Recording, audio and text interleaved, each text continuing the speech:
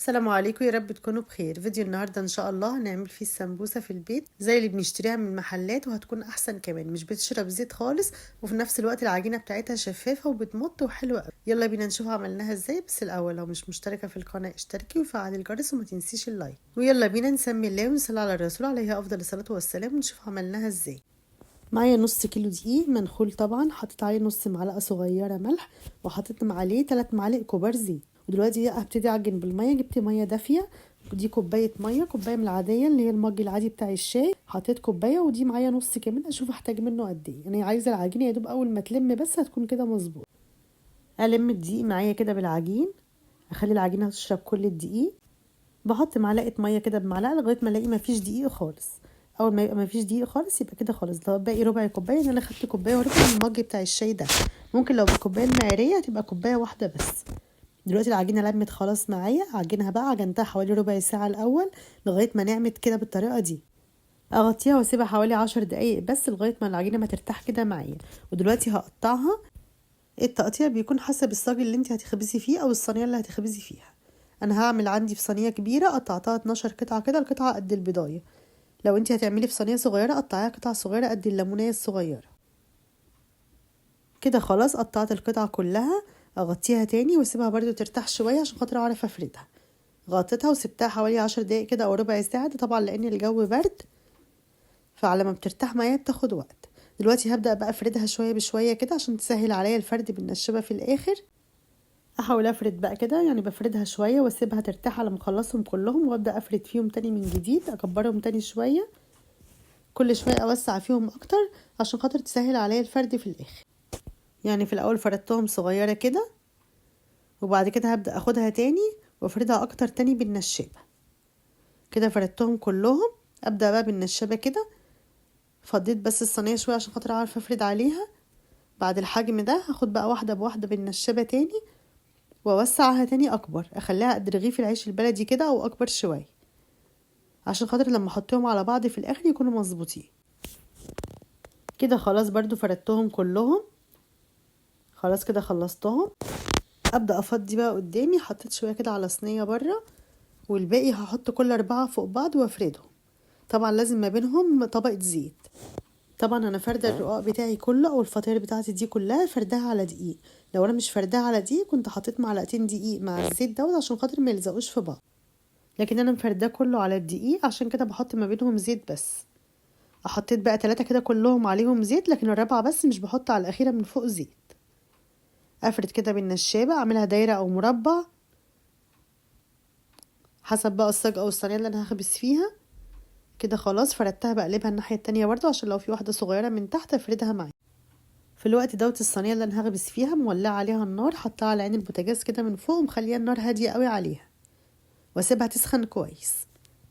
تسخن كويس بس النار تكون هاديه. اول ما اتاكد ان هي سخنت احط عليها على طول السمبوسه اللي انا فردتها، وبالظبط كل 10 ثواني اقلبها. تاخد معايا حوالي نص دقيقه بالظبط وتكون استوت خلاص. كل 10 ثواني اقلبها الناحيه التانية. اول ما الاقيها بدات تلون خفيف قوي اشيلها على طول. كده بدات تشيل كده تتنفخ خفيف، وكمان بتسيب كده من بعضيها. كده خلاص اشيلها. شلتها، جبت صينيه كده حطيتها عليها عشان خاطر اعرف اقطع الطروف بتاعتها على طول وهي سخنه وافككها من بعضيها. شلت الاحراف بتاعتها كده، طبعا دي مش هنرميها.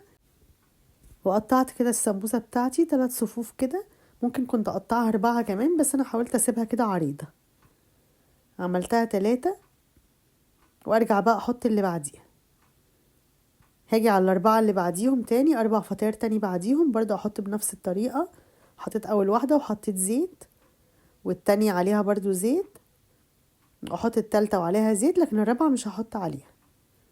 الرابعة اللي اسيبها كده عشان خاطر اعرف ابططها ما يكونش عليها من بره زيت. كده خلاص. ابتدي بقى بالنشابة افردها، واحاول اقلبها وافردها تاني من الناحية التانية عشان اتأكد ان كلها اتفردت قد بعض. وبرضو في الوقت ده انا مولعة على الصينية على النار، مخليها النار هادية تحتيها، واشيل بقى واحط عليها خبزها على طول. اول ما تاخد لون خفيف كده، انا قلبتها مرتين خدت لون كده خفيف. طبعا لو الاولى ديت نشفت معاكي ممكن تشيليها عادي، متقطعهاش فيها. شلتها برضو، اقطع الحروف بتاعتها على طول. طبعا انا بشيل كتير منها عادي لان انا عايزه اعملهم بسلطه الزبادي، احمرهم كده واعملهم بسلطه الزبادي، فالعيش ده مش هيخسر معايا.